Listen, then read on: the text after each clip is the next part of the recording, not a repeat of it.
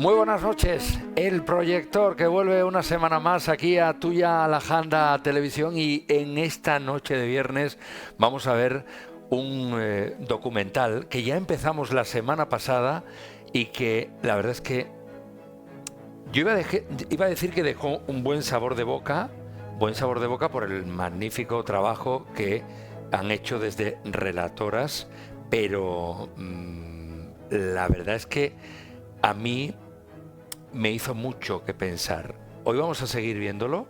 Hoy tengo la suerte de que nos siga acompañando una de sus dos directoras. Sara Gallardo es una, Vanessa Perondi es otra de ellas. Vanessa, ¿cómo ha ido la semana? Muy bien, encantada de volver aquí y que sigamos hablando de diferentes iguales. Sara no puede estar, pero bueno, ella, yo voy a decir por ella también todas las cosas que ella tiene que decir.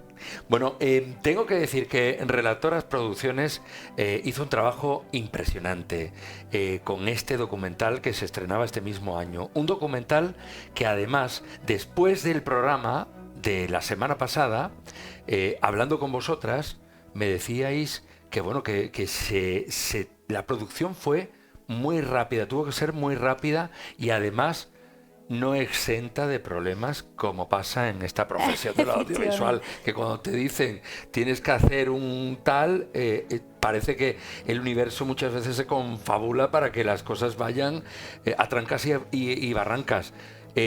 Pero a pesar de todo, nos queda una parte del documental que yo tengo que decir, y voy a hacer un poco de spoiler aquí, yo creo que la parte del documental más importante y más bonita. Bueno, para nosotras, como decía, lo hemos hecho con muchas dificultades en el sentido de que, bueno, normalmente, como tú sabes, los rodajes intentamos condensarlo lo máximo posible, pero aquí efectivamente los protagonistas, y lo decía la semana pasada también, tienen sus tiempos y el rodaje también tuvo sus tiempos, porque uno no podía, otro fue casi un rodaje a la carta, y luego nos pilló la Dana, ¿vale? Aún así, claro, lo sacamos adelante. Y claro, yo en cada bloque veo algo interesantísimo. Pero efectivamente, como dices, este es muy, muy importante también.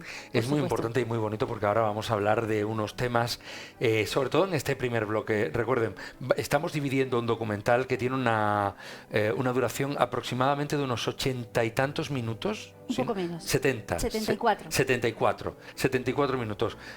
Hoy vamos a ver lo que resta de documental.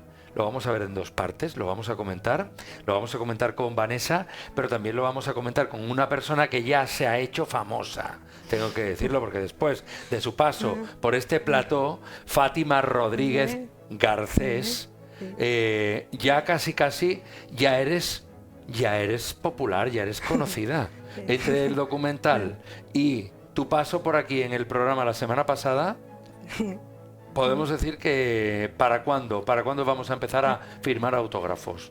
Vale, lo están organizando desde el Ayuntamiento de San Fernando. Me encanta, es buenísima. Fátima, vamos a ver otra parte de este documental, nos vas a ayudar a comentarlo, porque Fátima es protagonista del documental, es una de las múltiples voces. Este es un documental muy coral, con muchas historias, muchos testimonios, y algunos de ellos hoy, os lo prometo, lo decía la semana pasada y lo digo también esta semana, preparen la cajita de tisús, los clines, porque hoy, esta noche, se llora. Vamos a seguir viendo diferentes iguales. De nuevo con la S, proceso de transformación mediante el cual una persona adopta nuevas formas de pensamiento para desarrollar nuevos comportamientos y actitudes. Por ejemplo, yo para la oposición de ordenanza me la saqué a la primera, pero la de la Junta fui 3 veces a oposiciones de la Junta. Y para el graduado, como es la prueba libre, fui a ver cómo era el examen y me traje del tirón lengua, inglés, geografía e historia. Pero matemática tuve que ir a seis convocatorias a preparármela. Sí, se intenta una y otra vez hasta que se consiga. Yo entré en ECUA y mi confianza era Mi desconfianza era esto y mi confianza en esto. Apruebo el graduado. Un escalón para arriba. Me saco el carnet. Otro escalón para arriba. Me saco apruebo la posición, otra sería. Le dije, ya aquí, si te has aprobado, si has hecho 3 cosas que no pensabas en la vida que ibas a hacer, ahora vas a hacer todo lo que tú quieras. Superación. Termino magisterio, me presento, bueno, me llevo un año en una academia preparando oposiciones y demás, y cuando estoy haciendo la solicitud para presentarme a las oposiciones, me piden un certificado de aptitud. Es un certificado que le piden a todas las personas con discapacidad, sea la discapacidad que sea, en el que se dice si tu discapacidad, digamos, es compatible con ese trabajo, si por tu discapacidad puedes o no desempeñar esa profesión. Me dice que no me puede dar el certificado de aptitud y me saca un libro gordísimo. Y entonces dice que para poder ser maestro y ejercer de maestro en la escuela pública, tienes que tener entre 0,5 y 0,7 de visión. ¿Qué es lo que pasa? Que yo tengo 0,1. Estoy muy por debajo. Entonces me dice que no me puede dar certificado de aptitud. Y mi pregunta en aquel momento fue, para empezar, ese hombre a mí no me conoce de nada, yo he estudiado una carrera, he hecho las prácticas, que es prácticamente un curso entero escolar, un curso escolar. En mi centro en el que yo he hecho las prácticas no han tenido problemas conmigo para nada. Entonces yo la verdad en aquel momento se me cayeron los palos del sombrajo. ¿Cómo me lo vas a decir ahora? Que yo ya he terminado la carrera, ¿ahora qué hago yo? Entonces lo estuve peleando, me peleé con él, le dije que no me parecía bien y que no me iba de allí sin mi certificado de aptitud. Al final me dio un certificado de aptitud, pero con condiciones. Y la condición era que tenía que haber permanentemente en el aula un monitor conmigo, como si yo necesitase un monitor. ¿Quién va a contratar a una persona que necesita un monitor? Serían 2 personas.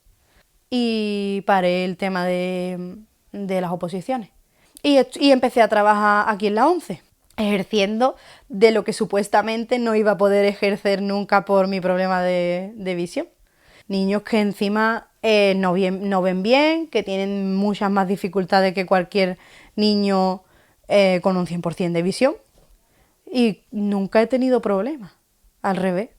Es que, ya te digo, siempre yo soy muy consciente de cuáles son mis límites y tengo muy pocos. Sé que no voy a poder conducir, evidentemente. Sé que hay cosas que me cuestan trabajo, pero no hay cosas imposibles.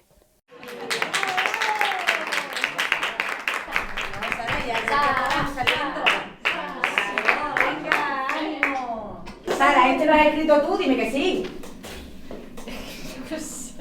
Bueno, no pasa nada, ¿eh? Haz lo que tú sabes hacer. Es que no sé. Venga, vámonos. Venga, vamos a hacer una cosa. Vete al fondo o sal y vuelve a entrar. Así que concentra un poquito. Tampoco. Venga, así te concentras, Sara. No, por ahí no se puede salir, ¿sabes? Que no está probando tú hoy, que es Mel que está probando hoy, ¿sabes? Está ella nerviosa hoy con la cámara aquí. Ánimo, tú puedes. Ya. Que eres escritora. Ay, Dios mío. Venga, Sarita, Venga, estás que eres sola. una máquina, Sara. Estás sola, estás sola. Eres una máquina. Venga. Ya. Confía. Vamos. Ay. Venga, Sara. Cuéntanos sobre tu libro, que yo no sé. ¿Cuándo lo escribiste? Escribo. He publicado hace ya relativamente poco tiempo. Publiqué mi primera novela. La escribí con seudónimo, de hecho. Y obviamente me ayudó mucho, porque además es una novela que habla mucho de salud mental y demás, entonces era importante. Creo que además es un tema también importante que poco se habla también de esto. Se llama simplemente Monstruos. Yo nado desde pequeño, los 6. Mi madre me lleva los 6 meses desde pequeño para hacer piscina. Y esa es la mejor madre que tengo en la vida. Porque a mí me gusta disfrutar, afrontar el agua para nadar. Y gano muchas medallas. Y soy famoso, que yo salgo por la televisión. Y además que yo gano muchas medallas y todo. He ido a Francia, a Valladolid, a Torrevieja. Ya estas 4 semanitas me voy a Mallorca, con concentraciones de española. Bueno, la persona puede tener ciertas características que son un poco limitantes, pero por supuesto que es la sociedad la que puede hacer que esas características te limiten más o menos. Tú puedes tener una deficiencia visual, pero si te pones las gafas se acaba el problema, ya no te limita.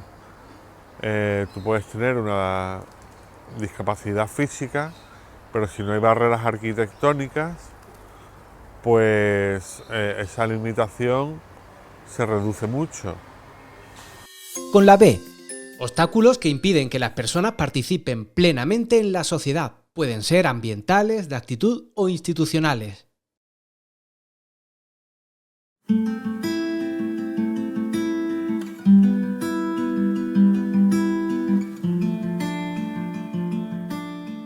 Nos gusta mucho pasear por la caleta. Yo ahora ya con él no puedo pasear por la caleta porque es que me encuentro que es que no puedo avanzar. Empiezo a entrar en el paseo del castillo, o sea, el paseo de la caleta, y me toca dar la vuelta porque es que es imposible pasear por allí. Por cómo están los adoquines y cómo está, es que imposible, me tengo que dar la vuelta. Ya lo he intentado varias veces, imposible. Y eso me encuentro con muchísimos obstáculos. Hay veces que voy a coger el autobús y me he encontrado con que la rampa no funciona. Y entonces pues te tienes que quedar en la parada esperando al siguiente autobús. Eso es mortal. La falda es de polvo. Debido al esfuerzo que hace cuando vamos andando. De hecho nos tuvimos que mudar porque nosotros vivíamos en un piso, en un tercero sin ascensor. Y me tuve que mudar a un piso con ascensor para poder salir, porque es que ya las escaleras no podía ni subirlas ni bajarlas. Y de pronto, de la noche a la mañana, tu vida da un giro de 180 grados. Es mucho mejor todo eso, aquello. Usted sabe cómo es, para que le ayude a quien quiere que haga... Pero todavía no pueden pasar, ¿no? Digamos, ¿no? Espera un momentito, ¿no? Círculo a círculo. Ahí, ahora los otros círculos. Ahí, muy bien. Venga, los otros círculos. Ahí. Venga. Ahora, levantando grande, agárrate todas las barritas, ahí.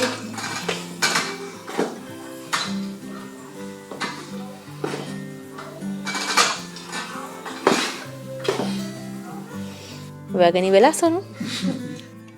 Barreras. Nosotros normalmente utilizamos la figura del intérprete para los servicios presenciales, pero sí que nos hemos encontrado con muchas barreras aún así. A veces no siempre el intérprete de lengua de signos puede acudir con las personas sordas. Cuando acudimos a un centro de salud, los monitores a veces no funcionan, ¿no? Entonces no podemos saber por qué número va o por qué orden va, porque las personas a la hora de tocarle el turno a alguna persona lo hacen llamándolo por su nombre. Por lo tanto, en ese caso sí que es verdad que nos encontramos con esa dificultad, que no nos enteramos, ¿no? En el cine, por ejemplo, yo ahí me encuentro una barrera totalmente de comunicación, ¿no? No existe subtitulado, no existe lengua de signos.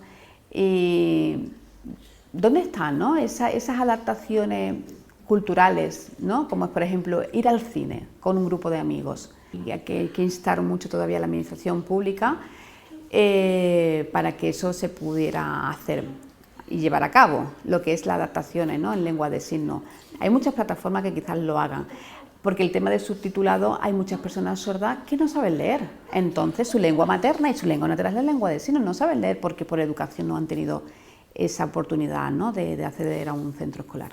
Una cosa que existe y no siempre está habilitado es que en el autobús, en el propio autobús, te vaya cantando las paradas. Eso es algo que existe, pero no todos los autobuses lo tienen activado.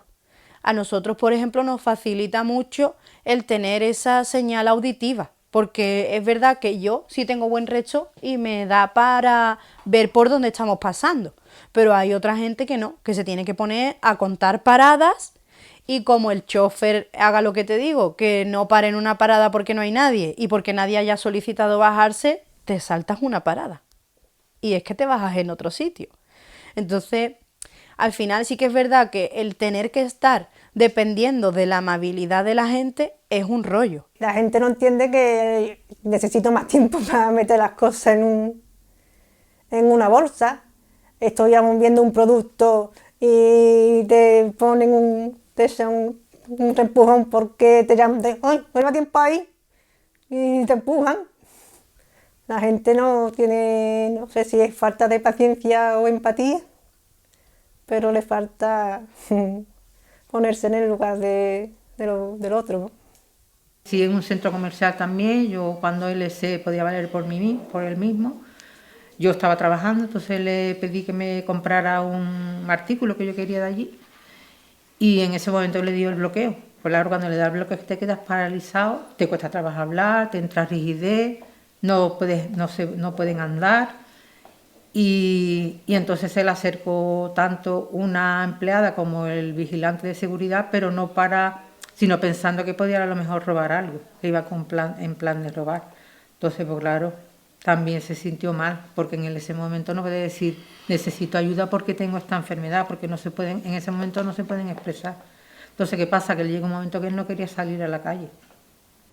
Igual que las personas mayores, hoy en día las personas mayores sí tienen a lo mejor un botón de emergencia, pero si es cuando es sorda, ¿cómo te comunicas con el servicio de emergencia cuando acude a tu domicilio? Es muy complicado, falta mucha formación. Una mujer con maltrato sí que es verdad que tiene más dificultad para llamar. Ha pasado, pero no se ha denunciado. Por eso, porque no sabe cómo hacerlo. ¿Cómo lo hace? Si hay una persona de confianza, a lo mejor, que es la vecina, por ejemplo, ¿no? A lo mejor si hay una plena confianza, pues dice, ayúdame a llamar. Pero tiene que haber una plena confianza realmente para hacerlo, si no, no lo hace. Como creo que no se nos ha enseñado nunca que hay diversidad y que hay mucha gente que somos diferentes, entre muchas comillas, nosotros al final no somos visibles, que necesitamos visibilidad en todos lados, que no solamente en un colegio, es que en todas partes. Parece que están más pendientes de otras cosas que de vernos a nosotros. No sé, yo lo percibo así. En el tiempo de Franco decía que en España no había discapacidad, no existían las personas con discapacidad, así. O sea, era algo que estaba totalmente oculto. Poco a poco, a medida que iba pasando el tiempo en el periodo del franquismo, las familias empezaron a salir con sus hijos, a pasear con sus hijos, y algunas personas se sentían ofendidas, ¿no? Porque no estaba bonito. Entonces, casi en las épocas finales del franquismo empiezan ya a generarse los primeros grupos de apoyo a niños y a niñas subnormales, ¿no? Porque en esa época se hablaba de la subnormalidad, era el término que se utilizaba, la subnormalidad. Cuando ya empieza, cuando acaba el franquismo es cuando aparecen más las asociaciones de discapacidad. En el año 1975 es cuando se crea la primera ley de atención a la discapacidad.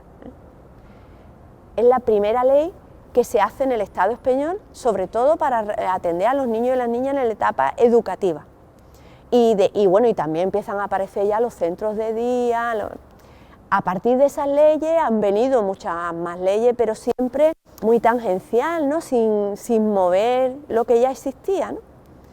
Y realmente cuando se genera ese revulsivo importante es cuando se publica la Convención Internacional de los Derechos de las personas con discapacidad, que es un instrumento de la ONU, ¿no? Y en el Estado español, eso se publica en el año 2006 y de una manera casi sorpresiva en el Estado español se asume, ¿no? Se ratifica en el año 2008. O sea, era el mejor marco de referencia para el desarrollo de los derechos humanos de las personas con discapacidad. Lo que pasa es que una cosa es la ley y luego es el desarrollo. Y en España no se pone en marcha leyes que haga posible esa convención, pues hasta el año 2021, ¿no? Hay varias observaciones de la ONU. La ONU, cuando un país incumple, como tampoco tiene capacidad para hacer grandes cosas, pues lo que hace son observaciones, ¿no?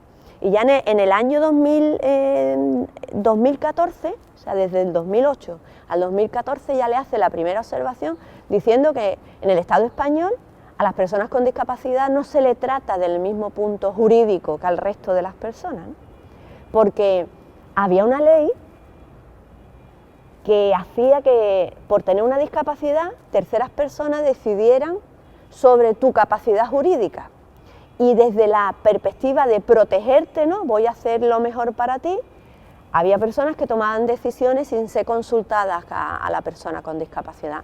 De tal manera que aquí, en este país, había mujeres que entraban en consultas médicas y salían sin su aparato reproductor femenino, sin haberle consultado absolutamente nada.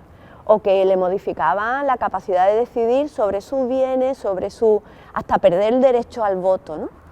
Entonces, esto era una situación de apartheid, ¿no? Como algunas personas con discapacidades identificaban, o sea, personas que por el hecho de tener una discapacidad ya perdían derechos legales y judiciales, ¿no? Entonces, hasta el 2021 no se acaba con esa ley y se modifica esa ley en una ley donde reconoce que determinadas personas necesitan apoyo para decisiones vitales, pero que debe hacerse de otra manera, ¿no?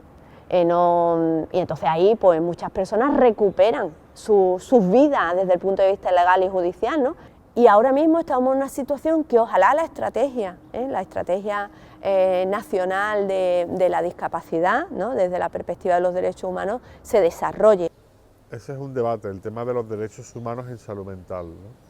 Porque, por ejemplo, no entran a debatir el tema de que se realizan contenciones mecánicas en los centros de hospitalización, en las unidades de hospitalización, lo cual supone atar a una persona a la cama, se realizan medicaciones involuntarias, se realizan ingresos con puertas cerradas de modo involuntario, se realizan muchas coerciones que en otros países se están disminuyendo intensamente y aquí todavía nos falta bastante por hacer al respecto. Desde el Ayuntamiento de Cádiz tenemos el firme compromiso de favorecer las políticas sociales de nuestra ciudad para atender la inclusión social de las personas con discapacidad. Queremos que Cádiz sea una ciudad lo más inclusiva posible y para ello tenemos de la mano a todas las entidades sociales que nos prestan su ayuda en el día a día y en la mesa de discapacidad. También hay observaciones especiales para el caso de las niñas y las mujeres con discapacidad, ¿no? Porque tienen una doble segregación y un estigma más grande, todo lo que tiene que ver con sus competencias y el desarrollo de su sexualidad, porque si hablamos de disfrute de la sexualidad en el mundo de la discapacidad, la mayoría de la gente opinan, bueno, estos son ángeles, ¿no? O no tienen acceso, pero ya en el caso de las mujeres todavía es más complicado.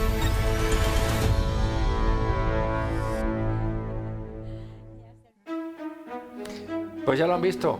Ya lo han visto, estamos viéndolo pues en este programa El Proyector. Fátima, yo te voy a decir algo que no te lo vayas a tomar a mal, pero lo complicado que es para ti unas oposiciones y para todo el mundo, porque las oposiciones son una cosa horrorosa. Lo que sí tiene es más mérito lo tuyo. Las oposiciones son igual de difíciles para todo, pero para ti el mérito es doble no por la dificultad, sino por la superación.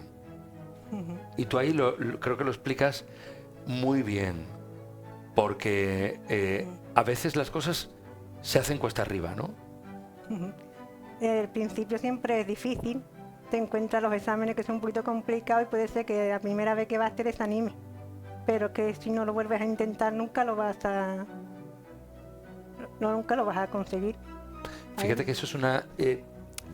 la semana pasada creo que era que decías, Vanessa, deja titulares.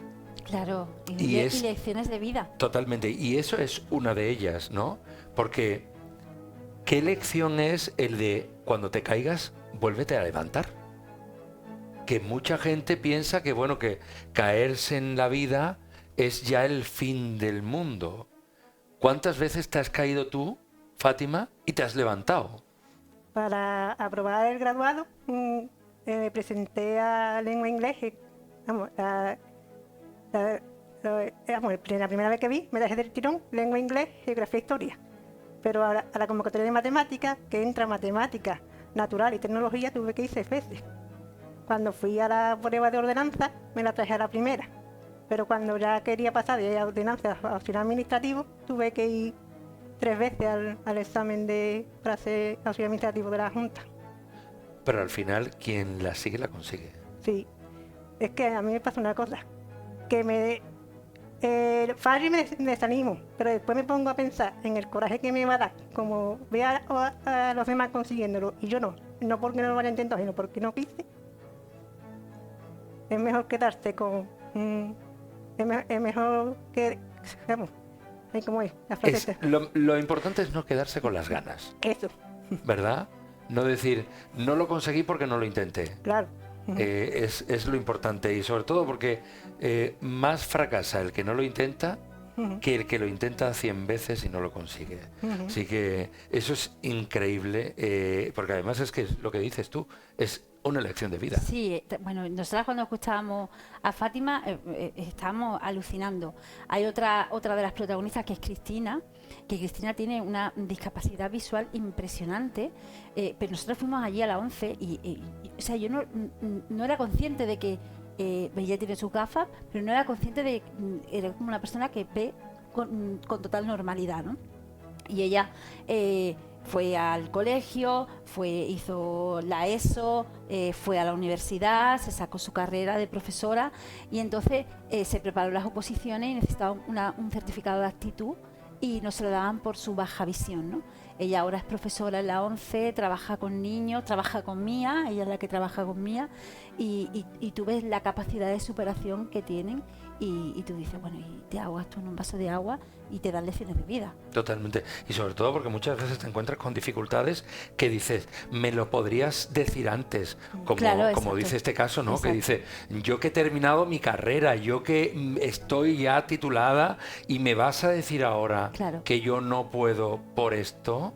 Es que hay momentos en los que da un poco de rabia. Totalmente, a mí me gustaría saber también cómo lo habéis gestionado vosotras, tanto Sara como tú, porque enfrentarse a estos casos tiene que ser complicado, ¿no? El no influir, porque yo estoy viéndolo y yo estoy hablando con la persona que está en el monitor en ese momento diciendo, pues tienes razón, hija mía, es que hay que ver, oye, ole tú, ¿qué tal? Entonces, es que te sale hablar con los protagonistas del documental. Vosotras, ¿cómo se hacía para no interferir, para que las historias lleguen de manera tan pura? Claro, eso es una de las cosas muy especiales de relatoras, ¿no? Y es intentar, por eso muchas veces las entrevistas, yo siempre se lo decía a ellos, las entrevistas son muy largas, después se quedan en nada, porque después la gente me dice que hemos hablado un montón, porque hay que construir un espacio de tranquilidad y confianza para que esa persona, en la que tú influyas lo menos posible, obviamente haciendo las preguntas que tienes que hacer, pero para que esa persona se suelte y diga todo lo que tiene dentro, ¿no? Yo creo que Sara y yo, porque además cuando no es lo mismo estar hablando por teléfono o hablar entre nosotros que cuando ya tú montas todo el equipo, ¿no? Ahí la gente pues se contrae un poco cuando ve todo eso, ¿no? Pero creo que conseguimos, por lo menos Sara y yo, que se crea esa tranquilidad y esa confianza para que la persona pueda sacar de dentro pues todo lo que tiene y todo lo que tiene que decir para la sociedad. Hablamos de estos logros, de las dificultades que uno encuentra en este mundo, pero sobre todo también, además de la lucha, de esa superación, la tuya, Fátima, consiguiendo, ¿no? Pues superar esos estudios, pero también la de Antonio, que lo hemos visto con una medalla en natación, que yo me ahogo en un charco de agua, imagínate, y este hombre, pues esto es la parte bonita que yo decía del documental, me parece esto, ¿no? Claro, pero sí tenemos que tener, guardar el equilibrio, quiero decir, porque no todo es la superación. Habrá gente, o sea, yo no puedo hacer lo que hace Antonio y no tengo discapacidad, pero soy discapacitada en ese sentido, ¿no? Entonces, teníamos que guardar el equilibrio entre dar un mensaje positivo, porque lo hay, porque ellos son ejemplo, pero hay otras personas que no van a llegar. Y ahí hay que ser muy prudentes, ¿no? Pero obviamente teníamos que contar cosas bonitas también que les pasan y cosas que son dignas de admiración. Porque las barreras no las tienen ellas, las barreras se las pone la sociedad. Totalmente. Bueno, y tengo que decir, barreras incluso también en lo laboral. Claro. Es muy complicado encontrar, porque una carrera de fondo es el estudio, luego otra carrera es encontrar trabajo. Que cuando tú llegas a un sitio con un certificado que te dice tengo el tal porcentaje de discapacidad, por mucho que digan que bueno, que hay bonificaciones de la seguridad social y todo lo que tú quieras, eso lo puede contar bien ella.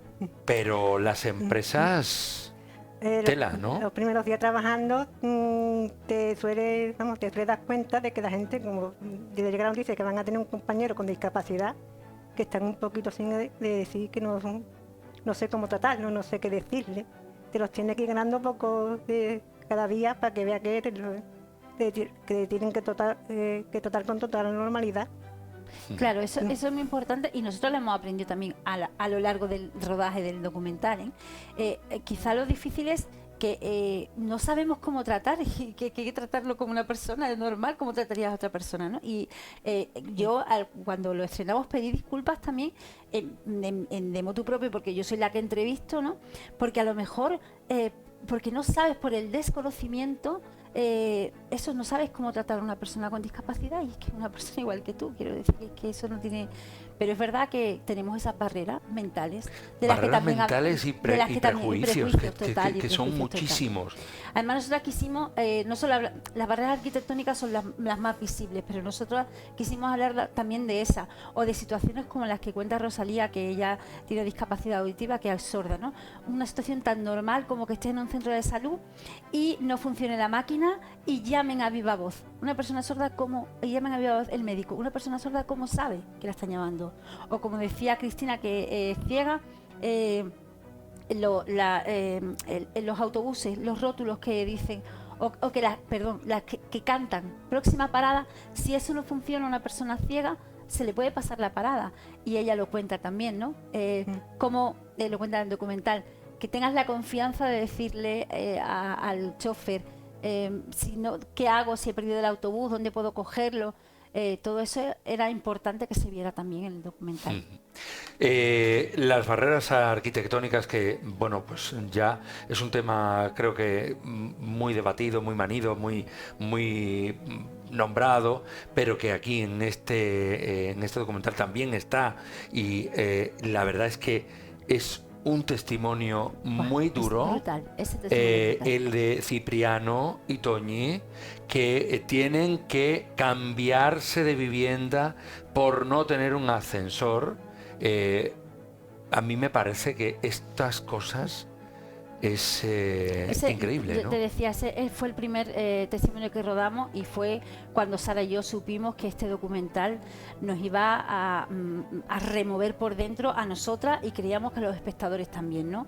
Él es una persona que con 34 años diagnosticado con Parkinson y ella es una mujer pues que se dedica a cuidar a su marido. Entonces, las cosas que nos fueron contando, como esta que tú estás diciendo, que hasta que tuvieron que mudarse, porque es una enfermedad que nosotros tenemos asociada con los temblores, con las personas mayores y no con los bloqueos como te daban, ¿no? Que se bloqueaba y se quedaba quieto o se quedaba tirado en el suelo y que es progresivo, va perdiendo la dificultad, tiene más dificultades en el habla, dificultades en el movimiento. Para nosotros fue increíble y era él va en silla de ruedas, una de esos protagonistas que también visibiliza pues, las dificultades que tienen las personas con movilidad reducida para estar en una ciudad que no son nada amables ni nada accesibles. Bueno, pues vamos a hablar de más cuestiones en este programa, con este documental, pero lo vamos a hacer después de una pequeña pausa. Vamos a tomar un poquito de aire, porque está siendo muy intenso, y prepárense, porque llega la recta final de Diferentes Iguales aquí en el proyector.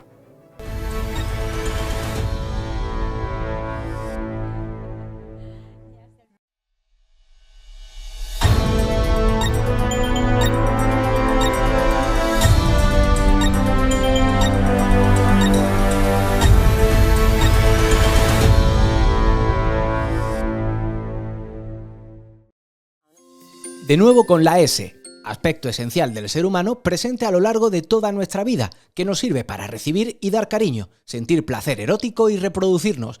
Abarca el sexo, la identidad sexual, la orientación sexual, los roles de género, el erotismo, el placer, la intimidad y la reproducción. Sexualidad. Las familias no lo reconocen, no reconocen que a las mujeres con discapacidad hay que enseñarle a disfrutar de su cuerpo. Eso es muy difícil. A los hombres también, ¿no? Hay familias que niegan, pero en el caso de las mujeres todavía es más difícil, ¿no? Y sobre todo a las mujeres con muchas necesidades de apoyo se les niega esa posibilidad por el miedo de no saber gestionarla. Muchas veces por la falta de reconocimiento, reconocer que no tienen ese placer, ¿no? Que no tienen ese derecho al disfrute, y otras veces por la falta de competencia para gestionarlo, ¿no?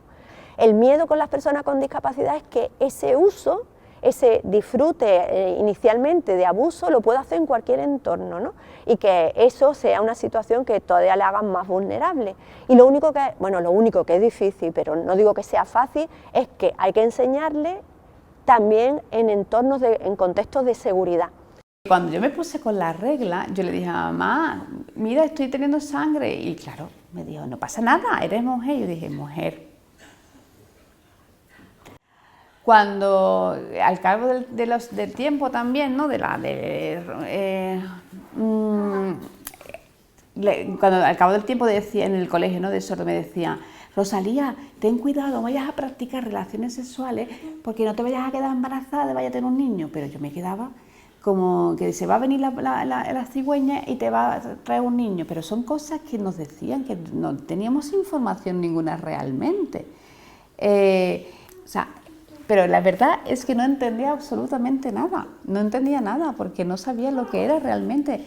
No he tenido nunca. A mí me decían, no hagas esto, no mantengas relaciones sexuales, no ten cuidado, ¿eh?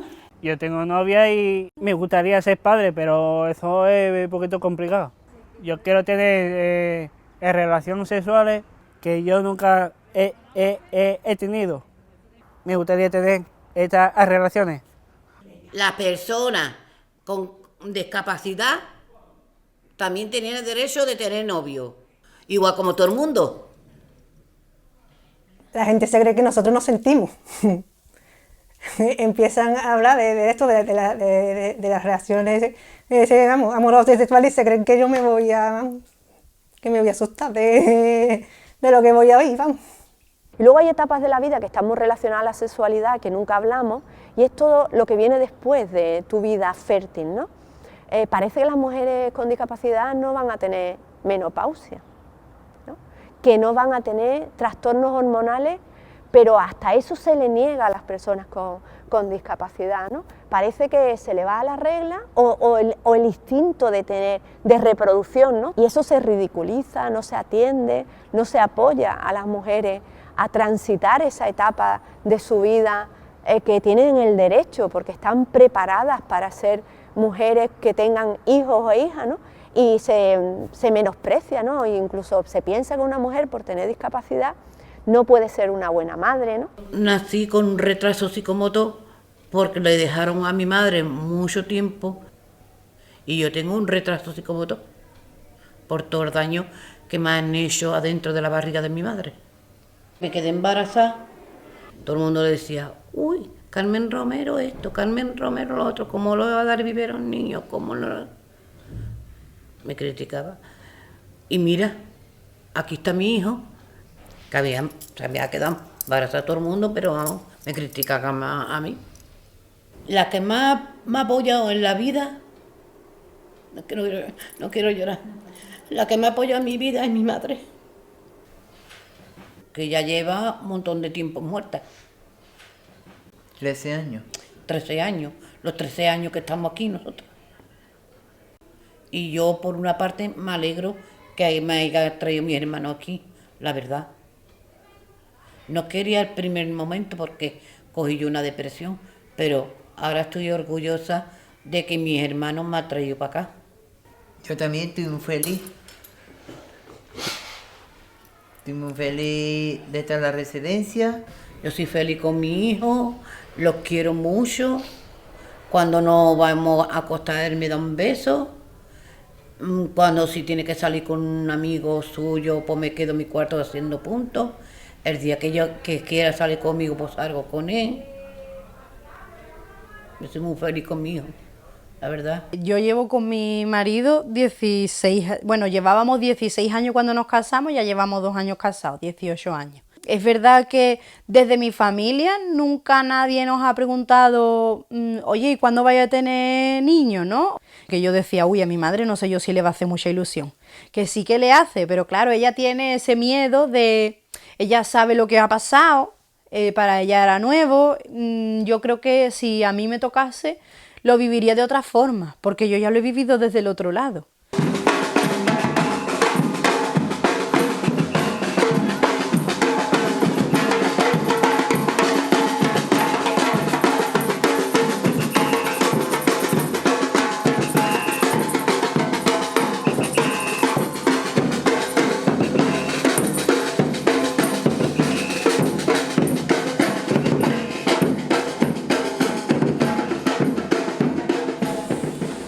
La discapacidad, yo diría que es que la discapacidad no es en sí, es una palabra que no me encaja la discapacidad.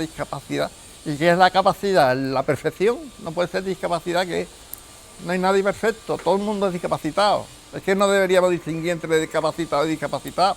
Si está capacitado algunas cosas, mejor otras cosas, otras menos, otras de la mente, del cuerpo, todos somos capacitados y discapacitados. No discapacidad no hay nadie. Menos capacitado para algunas cosas, menos para otras, más para otras, más en todos los sentidos, tanto psicológicamente como físicamente. La discapacidad es un término que no me gusta. Yo diría capacidad menos capacitado, yo discapacidad, es que eso de dis no me pega, no encaja. No sé cómo llamarlo, pero... La discapacidad es la dificultad que encuentran algunas personas para realizar las cosas de la vida diaria.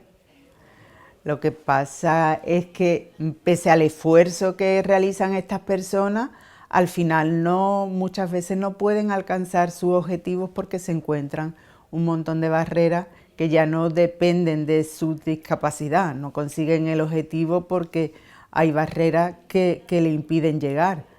La discapacidad es una relación entre unas características personales y la sociedad. Unas características que pueden limitarte un poco, pero que la sociedad amplifica esas limitaciones. Si tu lugar de refugio es tu familia, pero tu familia está diciendo, no hagas esto, que te va a pasar esto, todo lo que va a ser muy torpe. No vaya que te pueden hacer daño por la calle. Si siempre te están metiendo en la cabeza el no, no, no, no, pues lo raro es que vaya a avanzar. Si tú le dices, ve, haz esto, y en esta situación actúa de esta forma. Si te pierdes de autobús, no te pongas nervioso, ve acércate al chofer y dile, me ha pasado esto, ¿dónde me puedo bajar? ¿Dónde cojo el siguiente? Avanzarás, te podrás equivocar, pero es que no hay nadie que haya hecho toda su vida todo a la primera. Si no lo intenta, nunca lo consigue. No nos podemos perder, tenemos que tener claro que estamos aún en el debate de los derechos y los derechos van unidos a la dignidad, que es el concepto fundamental, la dignidad del ser persona. O sea, tú te ganas ese derecho por el simple hecho de nacer, no tienes que hacer nada, ¿no? Con la D. Dignidad. Y estoy orgulloso de mí y hago por mi familia, hago por él, asociación, de todo lo que hago. Si no fuera por nuestras asociaciones estaríamos totalmente aislados, porque nosotros mismos cambiamos nuestro circuito, y necesitamos que nos entiendan, y aquí en la asociación es donde encontramos ese refugio. No nos pueden apartar de la sociedad, nosotros somos sociedad, no nos pueden apartar. Y ya, para terminar, con la letra F, lo que bien empieza, bien acaba. Fin.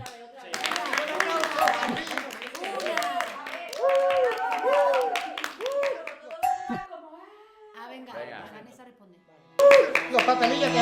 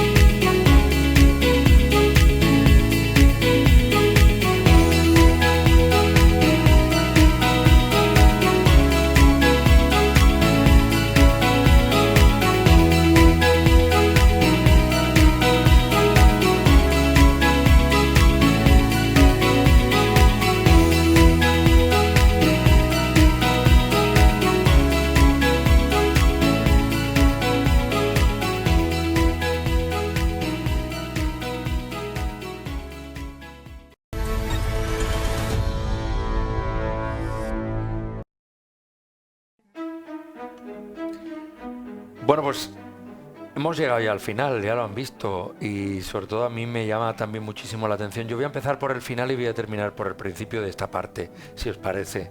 Voy a empezar por la cantidad de instituciones, asociaciones, organismos que están implicados en este diferentes iguales, porque han empezado a salir logos. Y esto era un no parar. Yo decía, ya nos vamos sin hablar, pero es increíble la cantidad de asociaciones que han participado aquí. Claro. Y que se le ha dado voz, se le ha dado visibilidad y sobre todo se ha puesto en valor, porque me parece importantísimo. Yo siempre lo digo en televisión, que casi todas, si no todas las asociaciones de este mundo, si no existieran deberíamos de inventarlas, porque lamentablemente el sistema, esta sociedad, los gobiernos no llegan a todo, a veces porque no pueden, otras veces porque no se quiere, pero es que el trabajo que se hace desde estas asociaciones, que muchas de ellas al final son asociaciones de familiares que han sufrido y que sufren alguna discapacidad, alguna enfermedad rara, pues habría mucha gente perdida. Claro, por supuesto, esto lo decía la semana pasada, ¿no? Esto es una iniciativa de la Mesa de Discapacidad del Ayuntamiento de Cádiz, que es la que ha promovido este trabajo audiovisual, y es la que ha hecho toda la producción en el sentido de contactar con todas las asociaciones. Hemos tenido reuniones con ellos, nos han ido pasando perfiles y han hecho un trabajazo increíble, lo que es el órgano de la Mesa de la Discapacidad. Luego las asociaciones efectivamente se han volcado y nosotras queríamos también, por supuesto, que se visibilizara este trabajo.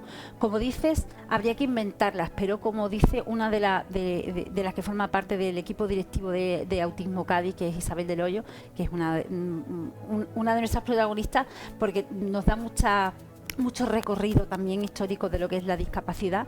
Es un deber del Estado, eso no debemos olvidarlo, pero efectivamente esas asociaciones están. Fátima además puede contar lo que supuso para ella entrar en ECUA, ¿verdad?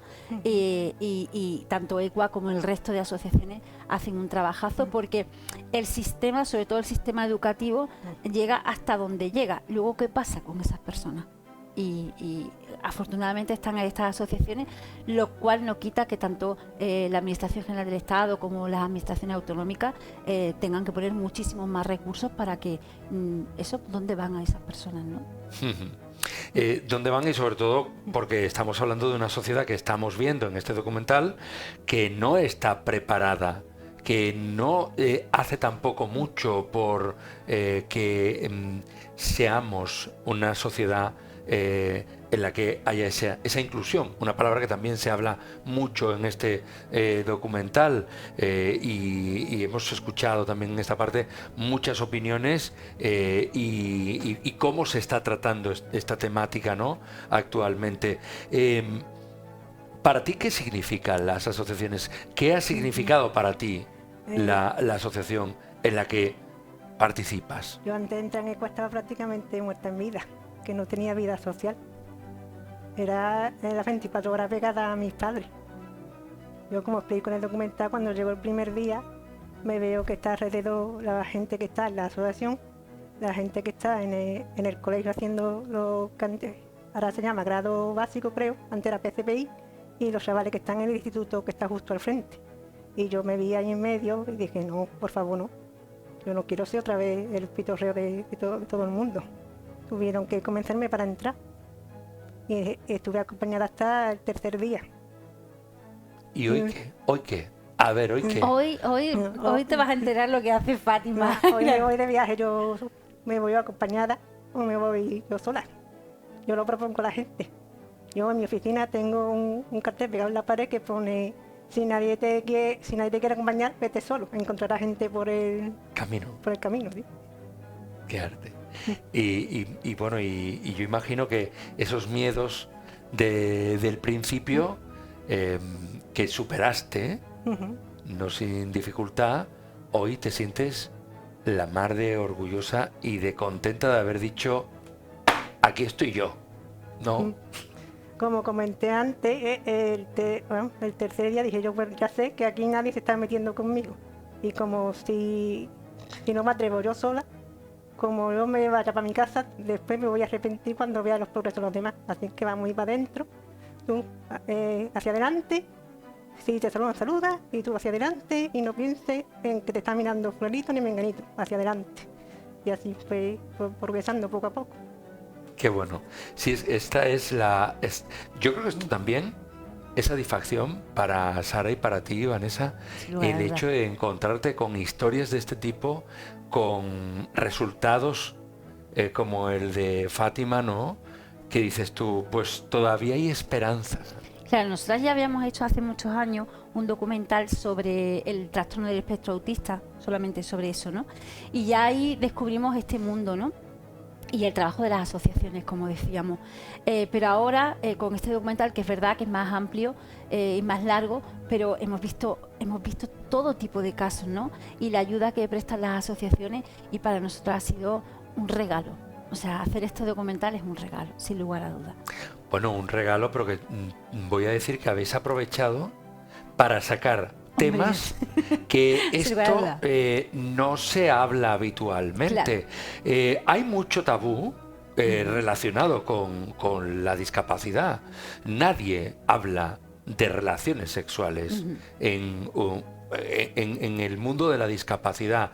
Nadie se para a pensar en qué necesidades fisiológicas, qué necesidades afectivas puede tener pues una persona síndrome de Down, una persona, pues, ¿qué te digo yo?, con alguna discapacidad física, y eso vosotras os habéis atrevido a ponerlo encima de la mesa, como hemos visto, y a hacer preguntas que yo no sé si en algún momento alguno de los testimonios preguntados sobre este asunto dijeron, espérate. Bueno, fue muy curioso porque Antonio es el que habla, Antonio, que tiene... ¿Surgió naturalmente? Bueno, no, nosotras llevábamos preparado ese tema, ¿no? Él venía con su madre y claro, lo importante, porque nosotros hemos tenido mucho feedback luego de las asociaciones que nos han felicitado, sobre todo por hablar de estos temas, hablarlo delante de los padres y las madres y que ellos se lo tomaran a bien. ¿Vale? Porque Antonio habla de que él quiere tener relaciones sexuales con su pareja. Isabel del Hoyo habla de la necesidad de... es difícil, pero la necesidad de enseñar a las personas con discapacidad que pueden autodisfrutar, ¿vale? Que entienden que es difícil, pero plantear solo esos temas y planteárselo con sus padres delante, desde las asociaciones nos han felicitado por haberlo hecho, ¿no? Y como te decía, en el caso de Antonio, lo comentábamos con su madre y su madre nos dijo sin ningún tipo de problema y lo hablamos con total naturalidad. Para nosotros era muy importante que habláramos de eso, que tuviésemos una perspectiva de género, como decía anteriormente, es fundamental para relatora, y entonces no solamente queríamos hablar de relaciones sexuales y afectivas, sino de temas como la menopausia. Entonces, porque una mujer con discapacidad intelectual u otro tipo de discapacidad tiene que pasar ese proceso como cualquier otra. Y, bueno, la menopausia o la regla. Claro, la regla, lo hemos preguntado con Rosalía. Que dice, bueno, a mí me dijeron... porque eres mujer, claro, y ya está, y esa fue su explicación, claro. No porque es angro. Claro, claro. Efectivamente, nosotras queríamos hablar de eso, e incluso, bueno, en base a eso también se hablaba, Isabel también lo hablaba, ¿no?, de mujeres en ese discurrir histórico que hay con la discapacidad, mujeres que salían de consultas ginecológicas sin su aparato reproductor femenino. Cuando hablábamos, por ejemplo, de lo que es la capacidad jurídica de las personas con discapacidad, porque tampoco queríamos perder de vista, no queríamos que fuera un documental sensiblón, te va a llevar a la lágrima, como tú decías, con los pañuelos, pero queríamos poner los puntos sobre las IE, y también queríamos hablar del desarrollo legislativo que ha tenido y de que estamos hablando de personas y de una situación de derechos humanos, ¿no?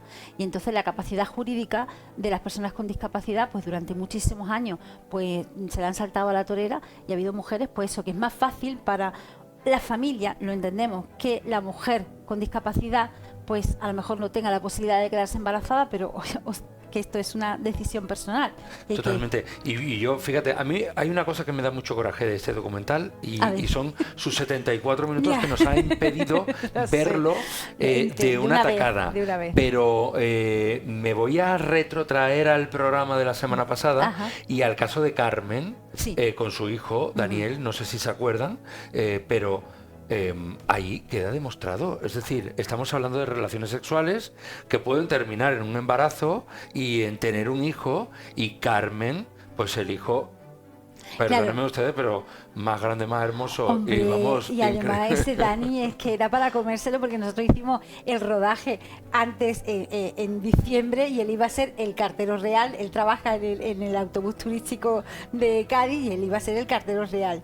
Y efectivamente ella dice, y la gente decía, Carmen, no me acuerdo del apellido, no sé si era Romero, Carmen Romero, ¿cómo le va a dar el biberón al niño? Y Carmen Romero, ¿cómo va a hacer esto? Pues Carmen Romero lo hizo con la ayuda que tuvo, como tenemos todas las mujeres, y ahí está. están los dos perfectamente. Fíjate que cualquier mujer que es madre primeriza no tiene el manual. Claro. No nace el niño con el manual que le dicen, así es como lo tienes que cambiar. Ten Pero cuidado ella, con el ombligo, al tener una discapacidad, ya pusieron todos los prejuicios sobre ella y dudando de su capacidad de ser madre. Y dudando de la capacidad de amar, dudando de la capacidad de poder disfrutar de su sexualidad, que son otros de los perjuicios que persiguen a las personas con cualquier tipo de discapacidad, con diferentes capacidades. Que yo entiendo que tú también te habrás encontrado con esto.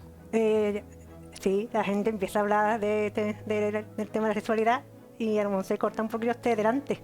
Y se mosquean y me dicen, no, la próxima vez no escuches eso, que te va a asustar. Porque te tratan como una niña pequeña. Claro, tenemos el San Benito de adultos de 30 o de 40, como tengo yo, en cuerpo, bueno, eso.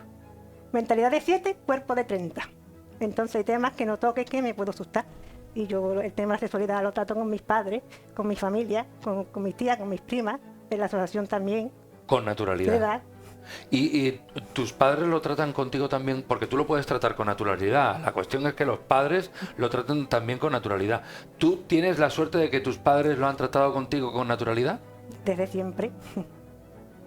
Sin problema. En mi casa ningún tema es tabú. tabú. Pues mira, pues eso que tienes, Fátima. Una suerte pero muchísima. Claro, pues así nos ha salido Fátima. Claro, claro que sí, es claro. que se nota ahí el trabajo de la familia, que es muy importante también, ¿no? Sí, además ella lo dice, ¿no? Que si precisamente el círculo que te rodea está, no hagas esto, no hagas lo otro, eso te imposibilita a avanzar, ¿no? Y en su caso, como ella explica, pues no, sino que la ha animado a superarse a sí misma. Bueno, son temas de superación y temas que nos permiten abrir la mente con algunas cuestiones que, fíjense, ¿a que no esperaban que se hablara de esto en este documental? Pues también de relaciones sexuales se ha hablado en Diferentes Iguales, que creo que es una verdadera joya. Gracias. Que además, ojalá se quede obsoleto algún día. Ajá. Porque significará que la sociedad ha avanzado y que va a formar parte, pues, de la historia de cómo era la vida de las personas con alguna diversidad funcional, ¿no? Si se queda obsoleto, si lo utilizamos como una herramienta histórica, sería una verdadera maravilla. Pero lo que sí es cierto es que es una verdadera maravilla y un agradecimiento enorme el que tenemos que expresar desde aquí, desde el proyector, haber empezado esta temporada con 2 pedazos de programa en los que hemos podido ver este trabajo de Sara y de Vanessa. Muchísimas gracias de verdad. A vosotros de verdad por vuestra iniciativa, vuestro programa, para apoyar el audiovisual que se hace en esta provincia. De parte de Sara y mía, por supuesto, nuestro agradecimiento, porque sabemos que el metraje es un poco complicado. En todo caso, nosotros, como habéis hecho vosotros, se puede dividir en bloques, y tuvimos la suerte que el propio día del estreno nos llamaron de 2 institutos para ir, que no había sitio ya en el salón de actos de la Facultad de Filosofía y Letras de Cádiz, porque nosotros desde Relatoras siempre intentamos que todos nuestros trabajos tengan un carácter educativo y pedagógico y que se pueda utilizar luego, ¿no? Entonces ya tenemos 2 videoforum en 2 institutos de la provincia que quieren verlo y trabajarlo en clase, y para nosotros eso es una enorme satisfacción, como por supuesto estar esta noche aquí y que se haya proyectado aquí en el proyector. Pues muchísimas gracias, y gracias también, Fátima, porque tu experiencia, tu testimonio aquí en esta mesa creo que es muy importante, y bueno, y ya te veré yo, porque no sé si te ha picado el gusanillo de estar delante de las cámaras. Cada vez que me invitéis yo estoy aquí. Hola, me encanta. Fátima, muchísimas gracias de verdad. Gracias de verdad, y gracias también a todos los que estáis en casa por acompañarnos un viernes más, una noche de viernes. Nosotros volvemos la semana que viene, porque el audiovisual gaditano todavía tiene mucho que ofrecer. La semana que viene, pues creo que vamos a cambiar, no vamos a irnos por la rama documental y estaremos pues con cortometrajes que no se pueden perder, porque también la ficción es muy, pero que muy potente en la provincia gaditana. Nos vemos en el próximo proyector.